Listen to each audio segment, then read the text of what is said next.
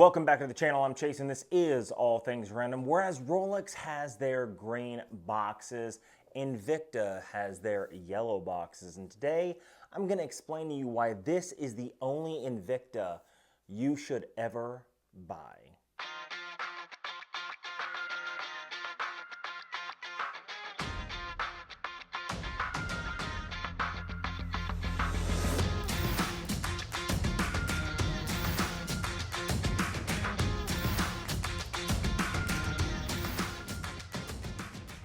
Now, clearly you guys know exactly what watch this is. It is the Invicta 1953 automatic, a homage to the original 1954, designed in 1953, Rolex Submariner. Now, why is this the only Invicta you should ever buy? Well, let's flip the camera around and dive right into the review. Okay, so I put on the black gloves for this, not because I think this watch deserves gloves, only because it makes the review a little easier, because we create oils from our fingers. Oils leave fingerprints and smudges, and it's just a more well-rounded review when you don't have to worry about the smudges. Plus, I have ugly fingers. I have ugly fingernails. I tend to be a nail biter, so better not to see them and see these black gloves. Anyway, so let's first start off with the basic specs of this watch. Now, this watch supposedly is a 40 millimeter watch in diameter, and it has inside an NH35.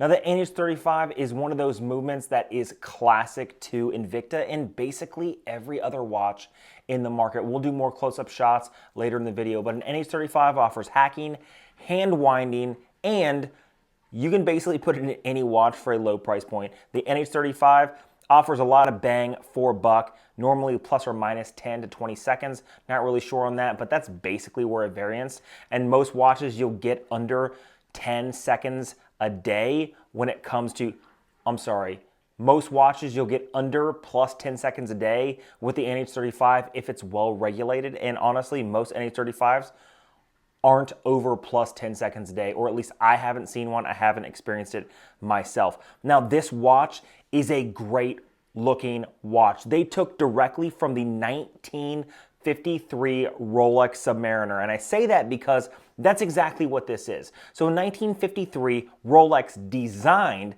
its first Submariner that was released in 1954. And in fact, I did a video with 6 reasons why you should buy an Invicta. And one of the reasons is because of this watch right here. Now, they did everything to putting the lollipop right on the outside of the second hand here to using the similar style sword hands, except that instead of having them match exactly, the hour hand on this one is slightly bigger than the minute hand, but that's okay. The aesthetics are basically the same, and it's a larger variant for a cheaper price point. Instead of having to spend $20,000 to $30,000 on the vintage, you can get something that's very similar to the original, at least when it comes to aesthetic. Now, again, this thing offers a lot, but does it really? Well, I would say yes. It offers a 316L stainless steel case, all brushed with some chamfered edges that are high polished on the side. Now, one of the things that I don't like about some of the cheaper Invictas are they have hollowed in links. However, the hollowed in links are more, in style with the original design. Could they have used solid in links? Of course. Pagani design that has watches for $80, $100 use solid in links. Could they have? Yes, of course they could have. Are they sticking with the original aesthetic? Who knows? They could say they are, but really it could just be to save a buck. Now, it does have all brushed links on the bracelet with brushed in links, and these are push pins. We're going to go ahead and adjust that later in the video. And it does have just a classic Invicta clasp that uses a basic fold-over clasp that's pressed. It's really nothing fancy, but again, the watch is under $130, so you're expecting a lot when you're like, hey, can I get a milled clasp? Or hey, can I get this? Or can I get that? Honestly, I think what they did was they put most of the money in the design in the homage to the 1953. Because if you look at stuff like the indices, the way the dial is laid out, the natural style cream sort of golden lettering and, patina style around the lettering around the minute track around the outside, and even the indices. Honestly, I think that's where they basically focused in on what they were doing. The bezel. Let's talk about the bezel. The bezel is just a steel insert, and it has 120 click unidirectional. And honestly, this is probably one of the best bezels from an Invicta that I've ever felt. Honestly, simply clicking it here, it is solid and right into place, and everything lines up. I love how people complain and love companies like Seiko, that they're like, oh, Seiko's the best. Why buy an Invicta when you can buy a Seiko? But then Invicta is slightly cheaper, and their stuff lines up perfectly on every single one. In fact, again, like I have done reviews on the Invicta Pro Diver, and honestly, this is the best bezel on any Invicta I've ever felt ever. $130. Now let's talk about the movement inside. Now you can see here there is no date wheel. So basically what you're going to get is you're going to get a pop out of the first position right there, and it's going to be a ghost date. So there's going to be nothing. You're going to pop it out again, and then it's going to be hacking right there, and then you can adjust everything you'd expect. However, some companies, and again, people are going to love or hate the fact that it has a ghost date, but some companies that offer micro brand watches at $300 or $400 have ghost dates. So again, $120. I mean, you could do far, far worse. Now let's just go ahead, pull out the calipers, we'll measure the dimensions and get everything exact. Then we'll put it on the wrist and we'll see if it's any good. So we got 40.20 or 40.19 there on the total dimensions. Overall with the crown is going to be 44.16. A lug to lug, which to me is the most important, is going to be at 48.59. So we'll just say just around 49. The height is going to be around 14, let's see, 14 millimeters.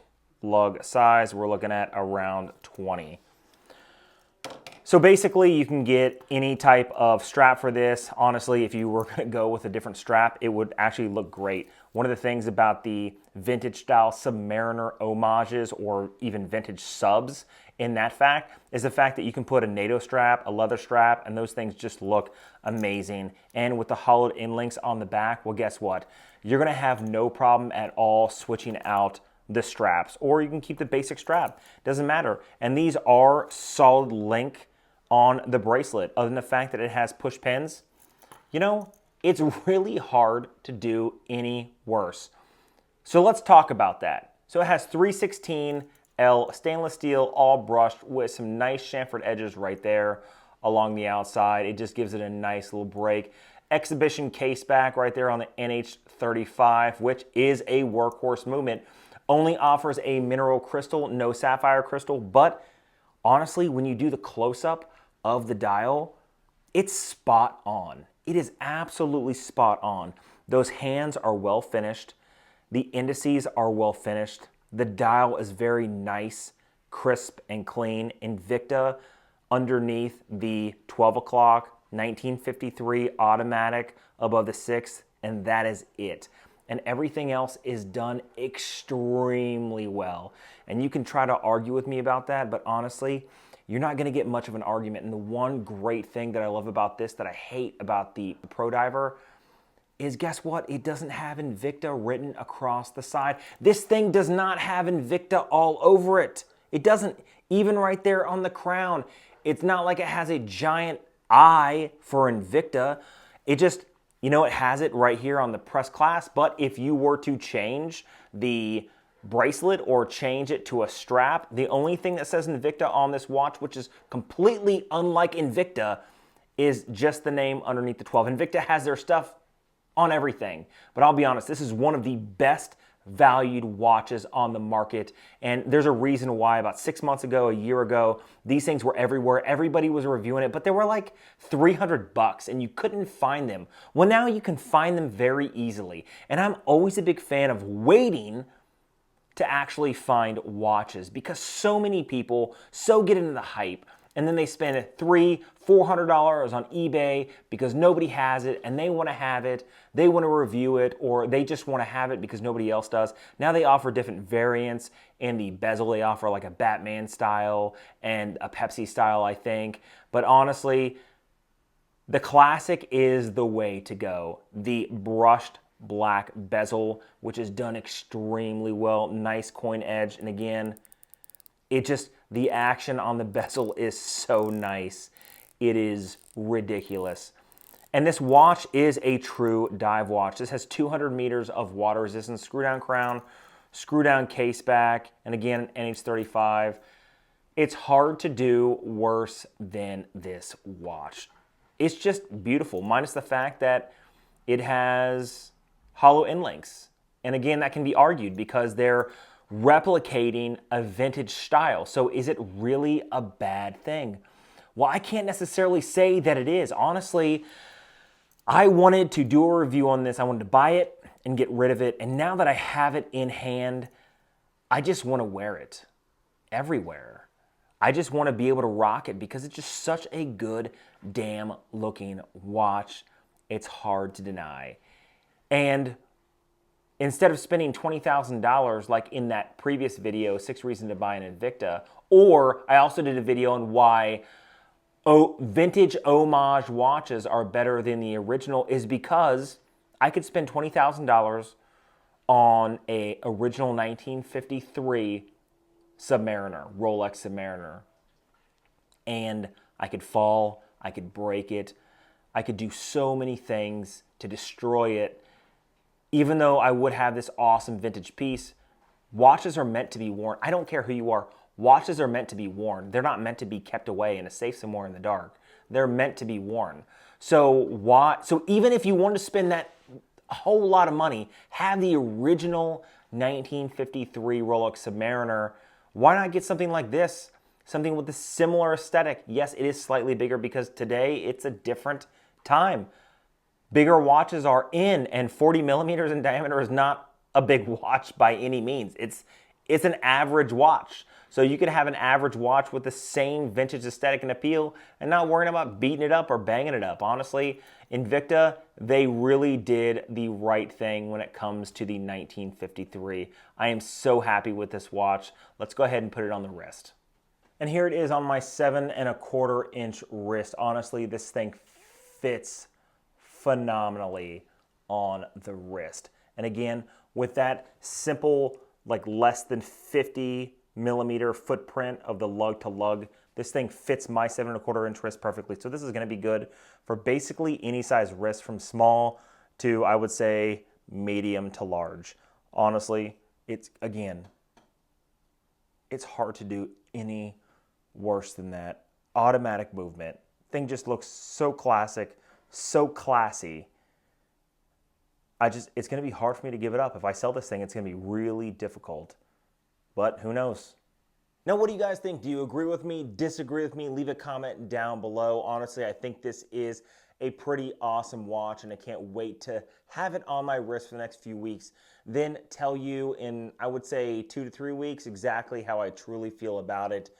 Honestly, pretty happy so far with what they're offering. Now, if you like videos like this, hit that subscribe button down below. Leave a comment of the content you guys would like to see on this channel. I have a lot of videos coming out in the future, so make sure you guys are hitting that notification bell so you can be notified when I drop that next video. Until next time.